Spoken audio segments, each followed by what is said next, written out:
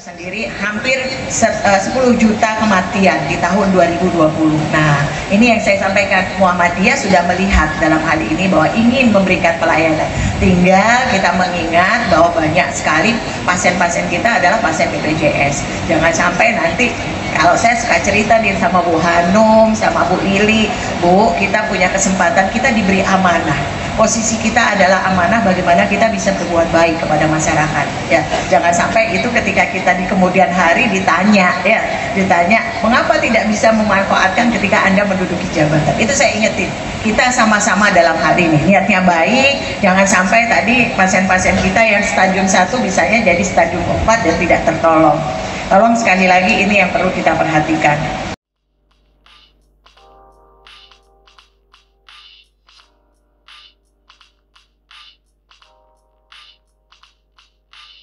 Berfoto bersama terlebih dahulu, disilakan untuk sesi foto tim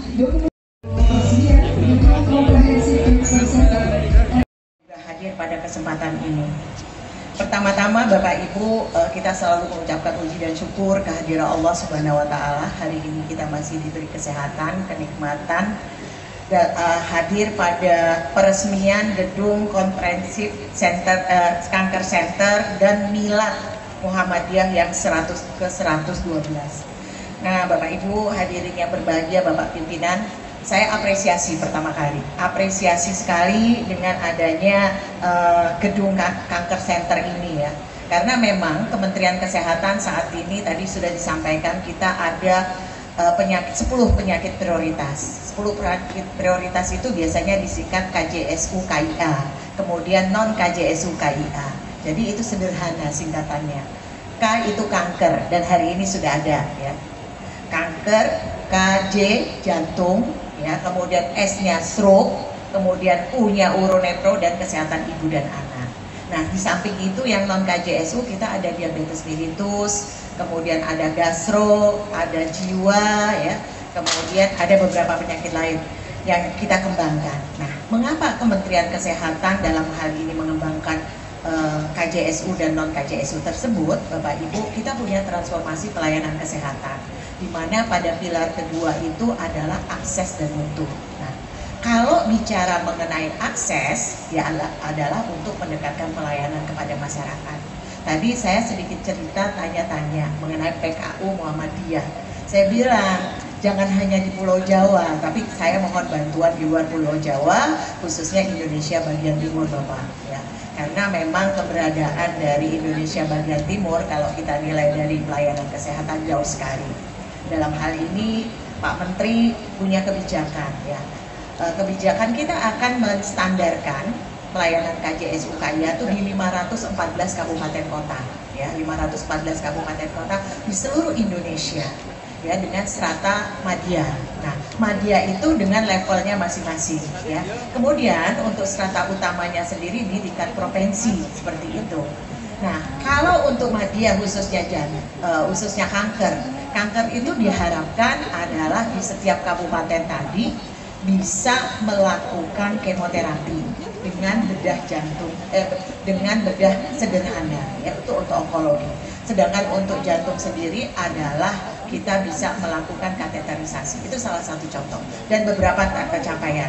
Sedangkan untuk utama sendiri, Bapak Ibu, di sini kita akan meningkatkan, yaitu kalau kanker tadi nih salah satunya dengan pelayanan radioterapi, ya, itu di provinsi. Mungkin kalau DIY sendiri kita punya rumah sakit Sarjito seperti itu, ya. Tetapi kita juga mengembangkan rumah sakit daerah Kota Yogyakarta. Mungkin mudah-mudahan di sini ada direkturnya atau kepala dinas Kota Yogyakarta. Nah, ini menjadi strata target, ya, Bapak Ibu. Mengingat, ya, ini ada BPJS nih. Saya juga harus sama yang disampaikan oleh Pak Direktur Utama. Saya juga mengalami kesulitan, Bapak Ibu. Kita jujur aja, ya.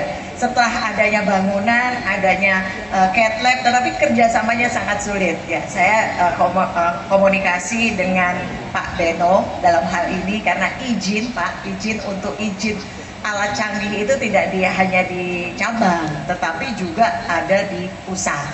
Nah, saya selama ini selalu ngejar-ngejar terus, karena mengingat tadi saya sampaikan, saya ada 514 kabupaten kota yang kita prediksi nanti selesai 2027. Nah teman-teman BPJS kami juga duduk bareng nih sama teman-teman ya, Pak Beno dan Pak Ben, kemudian dengan Bu siapa yang untuk utilisasi. Nah itu kami juga duduk sama menghitung kekuatan kita ya. Tapi memang harusnya duduk bersama antara BPJS, Kementerian Kesehatan, kemudian DJSN dan juga dari Kementerian Keuangan terhadap pembiayaan yang dikeluarkan. Jadi memang PR selanjutnya adalah izin Bapetennya mungkin diproses ya Pak, izin Bapetennya. Tapi sekarang Bapeten itu sangat mudah memfasilitasi, sudah komitmen, kebetulan orang Jogja juga Pak kepalanya. Jadi Pak Jenderal itu sangat mudah bisa memfasilitasi. Selanjutnya yang paling berat saya bilang nih sama mas dari BPJS. Nah, jadi jangan sampai nanti ceritanya biasanya di pusat Ibu. Saya akhirnya telepon Bu Indah. Nah, ini saya sampaikan saja. Karena sampai hari ini izin Pak Asisten, saya tadi mampir. Biasanya kalau saya turun ke daerah itu saya mampir. Tadi saya mampir ke Rumah Sakit Kulon Progo. Tolong Mas, cat labnya sudah diberikan, sudah tinggal udah izin Bapetennya sudah keluar, tetapi izin BPJS-nya. Jadi jangan jadi alasan bahwa ini belum turun partisipasi dan sebagainya. Ini saya kawal sebenarnya. Saya punya kewajiban mengawal semua izin-izin karena saya yakin rumah sakit pemerintah aja sulit banget buat kerjasama ya, makanya saya bilang kemarin saya ketemu Prof. Gufron, sama-sama saya bilang, saya sampaikan ini Mbak Yaya ini mengundang saya untuk meresmikan gedung senternya, tapi jangan sampai nanti terbangun Prof. Gufron nanti nggak ada izinnya, maksudnya nggak ada kerjasama, kasihan ya. Kembali lagi, sebenarnya teman-teman baik itu pihak swasta itu niatnya baik Mas. Niatnya baik adalah tadi untuk memberikan pelayanan kepada masyarakat. Saya ngobrol, mudah-mudahan ada teman Bu Eni dari Sarjito atau yang mewakili. Ceritanya di Sarjito itu katanya 3 bulan. Kebayang nggak? Orang sakit kanker itu istilahnya kok 3 bulan stadiumnya udah stadium naik dong. Seperti itu. Nah ini yang harus kita pikirkan. Jadi dalam hal mengurus negara ini kita sama-sama duduk bersama. Ya, saya kembali lagi pada hal ini. Pada hari ini, Bapak Ibu, kalau kita lihat dari kanker sendiri, hampir 10 juta kematian di tahun 2020. Nah, ini yang saya sampaikan, Muhammadiyah sudah melihat dalam hal ini bahwa ingin memberikan pelayanan. Tinggal kita mengingat bahwa banyak sekali pasien-pasien kita adalah pasien BPJS. Jangan sampai nanti, kalau saya suka cerita nih sama Bu Hanum, sama Bu Lili, Bu, kita punya kesempatan, kita diberi amanah. Posisi kita adalah amanah, bagaimana kita bisa berbuat baik kepada masyarakat. Ya, jangan sampai itu ketika kita di kemudian hari ditanya, mengapa tidak bisa memanfaatkan ketika Anda menduduki jabatan. Itu saya ingetin. Kita sama-sama dalam hal ini, niatnya baik, jangan sampai tadi pasien-pasien kita yang stadium 1 bisanya jadi stadium 4 dan tidak tertolong. Tolong sekali lagi ini yang perlu kita perhatikan. Bapak Ibu sekalian, sedikit cerita tadi ya. Jadi teman-teman Muhammadiyah ini mungkin saya apresiasi sekali dengan kehadirannya. Saya titip Bapak Pimpinan Ketua Muhammadiyah, tolong sekali lagi untuk tadi peran sertanya, saya membuka seluas-luasnya. Nanti kalau memang Bu Yaya atau Pak Anu mau duduk atau Dokter Agus bisa bekerja sama dengan Kementerian Kesehatan untuk melihat mapping di mana daerah-daerah yang mungkin bisa kita bangun sehingga keberadaan kita bisa memfasilitasi masyarakat kita.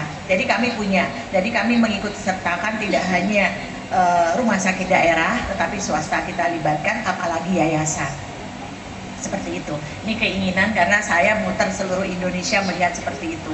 Dan khususnya wabil khusus mungkin di Kalimantan Barat karena saya orang Kalimantan Barat ya. Jadi di sana potensinya sangat besar. Ketika nanti mungkin bisa dibangun Muhammadiyah di sana, tinggal komitmen aja kita sama-sama.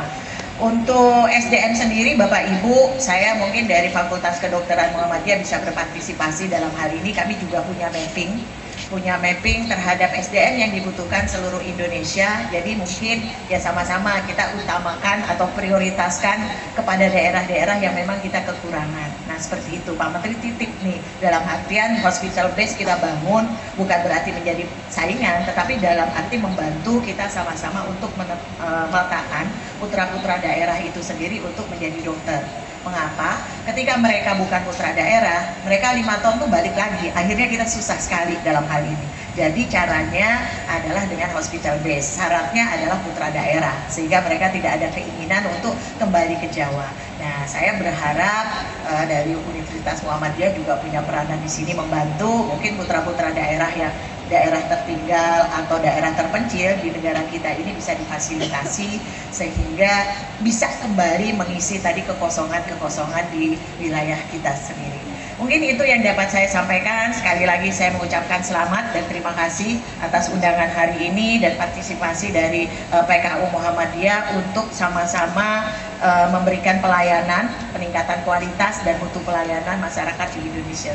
Demikian saya akhiri, wabillahi taufiq wal hidayah. Wassalamualaikum warahmatullahi wabarakatuh. Terima kasih.